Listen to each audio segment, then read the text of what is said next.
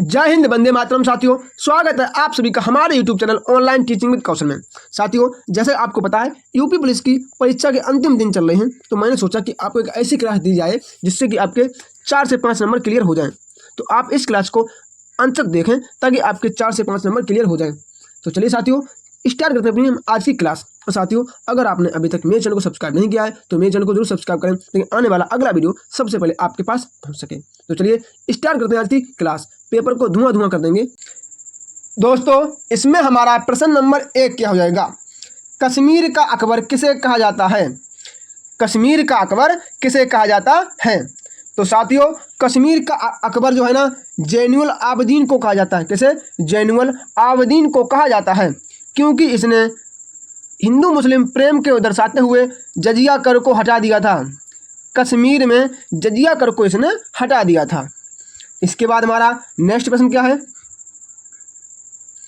बंगाल विभाजन के तुरंत बाद के क्रम में निम्न में से कौन सी घटना हुई? जब बंगाल विभाजन हुआ उसके तुरंत बाद कौन सी घटना हुई थी? तो देखो, रॉलेट एक्ट कब आया? 1919। Rowlatt act 1919। बंगाल विभाजन कब हुआ था? बंगाल विभाजन हुआ था कब? 1905। बंगाल विभाजन 1905 में हुआ था। Rowlatt act 1919। सूरत अधिवेशन 1907। कब? 1907 में सूरत अधिवेशन हुआ। मुस्लिम लीग की स्थापना, तो मुस्लिम लीग की स्थापना 1906 में हुई। कब? 1906 में हुई। तो 1905 के बाद तुरंत बाद कौन सा काम हुआ? तो क्या हुआ? मुस्लिम लीग की स्थापना हुई। उसके बाद क्या हुआ? उसके बाद सूरत अधिवेशन हुआ। उसके बाद क्या हुआ? Rowlatt act 1919। तो ऑप्शन नंबर सी हमारा राइट आंसर हो जाएगा। नेक्स्ट हमारा क्या हो जाएगा? अगला प्रश्न, करणगढ़ की रानी शिरोमणि के नेतृत्व में कौन सा विद्रोह हुआ? जो करणगढ़ की रानी थी, इनका नाम क्या था? शिरोमणि। शिरोमणि जो थी, इनके नेतृत्व में कौन सा विद्रोह हुआ था? बताइए, कौन सा विद्रोह हुआ था? तो कौन सा हुआ था? चुआर विद्रोह हुआ था। चुआर विद्रोह हुआ था। ऑप्शन नंबर सी हमारा राइट आंसर हो जाएगा। ये विद्रोह कब हुआ था? तो ये हुआ था कब? 1798 से 1999 के बीच। कब? 1798 से लेकर 1999 के बीच हुआ था। नेक्स्ट प्रश्न हमारा क्या हो जाएगा? 1916 ईस्वी में कांग्रेस और मुस्लिम लीग का संयुक्त अधिवेशन कहाँ पर हुआ था? 1916 में कांग्रेस और मुस्लिम लीग का संयुक्त अधिवेशन कहाँ पर हुआ था? साथियों, कहाँ पर हुआ था? ये कहाँ हुआ? लखनऊ में हुआ था। ऑप्शन नंबर सी हमारा राइट आंसर हो जाएगा। और इसकी अध्यक्षता किसने की थी? तो किसने? अंबिकाचरण मजूमदार। किसने? अंबिकाचरण मजूमदार ने 1916 ईस्वी में जो लखनऊ अधिवेशन था, इसकी अध्यक्षता की थी। चलिए, अगला हमारा क्या हुआ? प्रश्न नंबर हो जाएगा हमारा अगला, क्या है? दिल्ली सल्तनत की दरबारी भाषा थी। दिल्ली सल्तनत की दरबारी भाषा कौन सी थी? तो कौन सी थी? इनकी तो फारसी थी। क्या थी? फारसी भाषा थी। फारसी भाषा थी। नेक्स्ट हमारा प्रश्न क्या हो जाएगा? साथियों देखो, हमें ज़्यादा बातें नहीं करनी है, अपने काम पे ध्यान देना है, पढ़ना है सिर्फ, क्योंकि बातें करने से टाइम बर्बाद होता है। अगला क्या है हमारा? गुरु गोविंद सिंह की हत्या कब हुई थी? तो गुरु गोविंद सिंह है, इनकी हत्या कब हुई थी? तो कब हुई? 1708 ईस्वी। कब? 1708 ईस्वी में हुई थी। साथियों, ये बहुत ही दर्दनाक हत्या की गई थी। अगला हमारा क्या है? नेक्स्ट प्रश्न हमारा क्या हो जाएगा? चौथ और सरदेश मुखी का संबंध किस शासक थे? चौथ और सरदेश मुखी का संबंध किस शासक से था? बताइए जल्दी जल्दी, किससे था? ये हमारे माननीय श्री वीर मराठा शिवाजी महाराज, छत्रपति शिवाजी महाराज।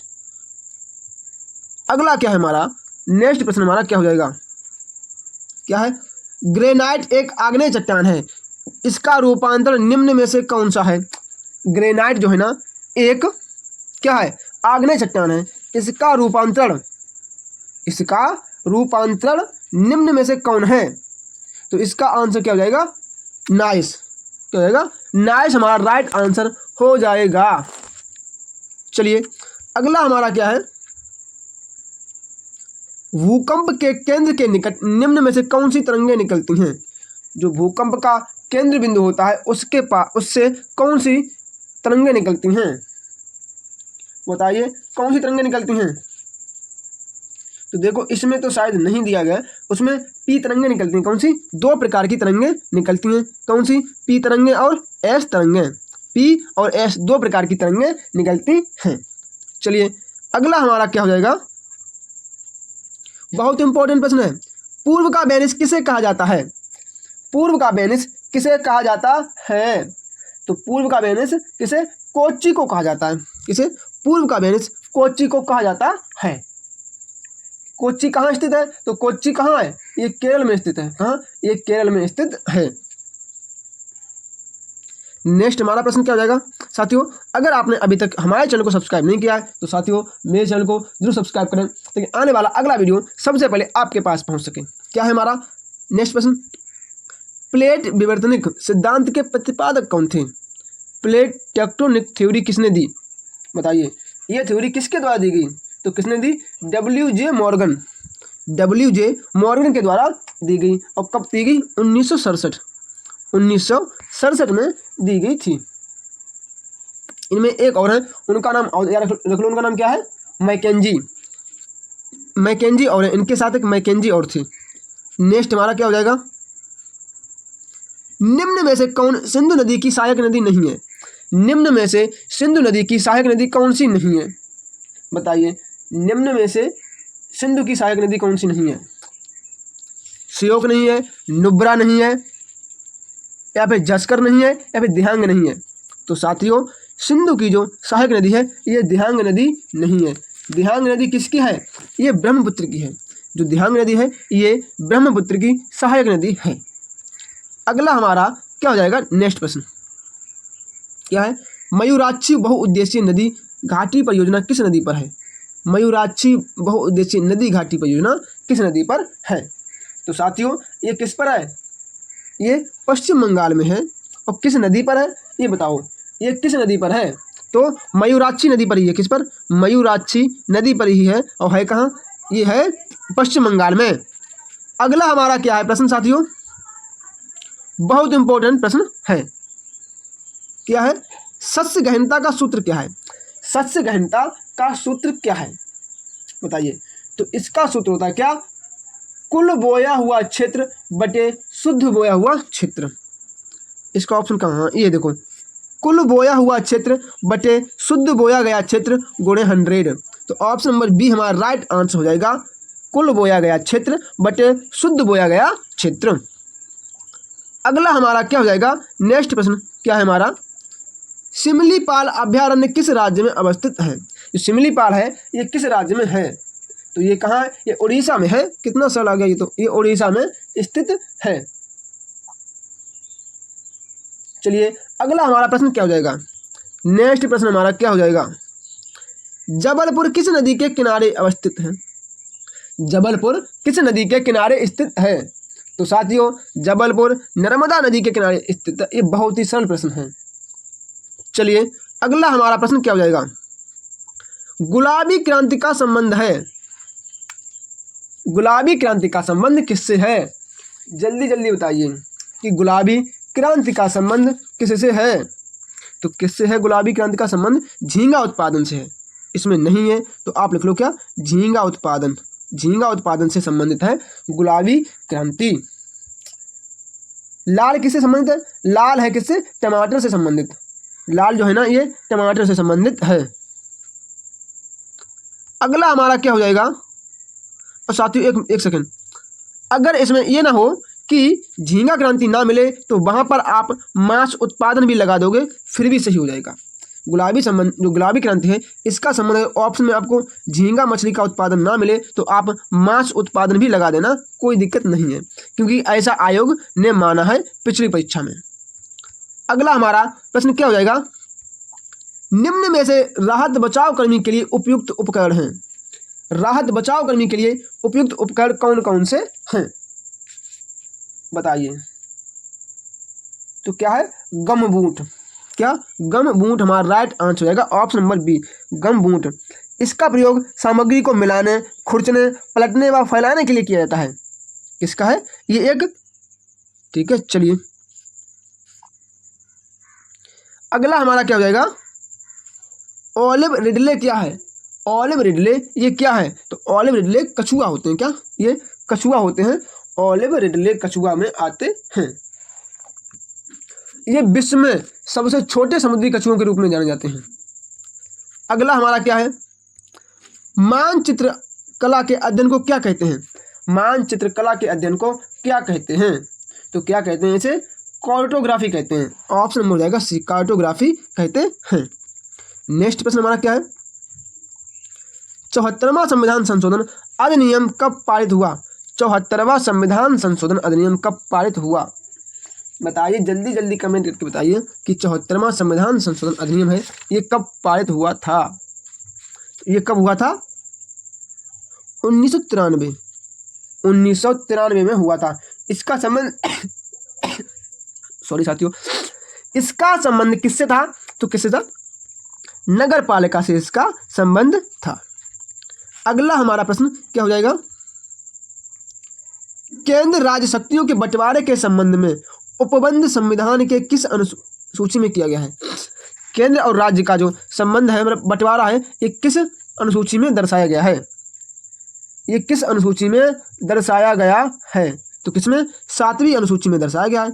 7वीं अनुसूची में दर्शाया गया है। इसमें कितनी वो है सूचियां? संघ सूची, राज्य सूची, समवर्ती सूची। कितने? 3 सूचियां हैं इसमें, संघ सूची, राज्य सूची और समवर्ती सूची। अगला हमारा प्रश्न क्या हो जाएगा? उपराष्ट्रपति होने के लिए न्यूनतम आयु कितनी निर्धारित की गई? उपराष्ट्रपति बनने के लिए आपकी आयु कम से कम कितने वर्ष होनी चाहिए? तो कितने? 35 वर्ष होनी चाहिए। ऑप्शन नंबर सी हमारा राइट आंसर हो जाएगा, 35 वर्ष। अगला प्रश्न हमारा क्या है? पूर्व राष्ट्रपति प्रणब मुखर्जी को भारत रत्न कब दिया गया था? जो हमारे माननीय श्री पूर्व राष्ट्रपति प्रणब मुखर्जी हैं, इनको भारत सरकार ने भारत रत्न कब प्रदान किया? तो बताइए कब दिया? तो कब? 2019 में दिया। 2019 में दिया। ऑप्शन नंबर बी हमारा राइट आंसर हो जाएगा, 2019। अगला प्रश्न हमारा क्या है?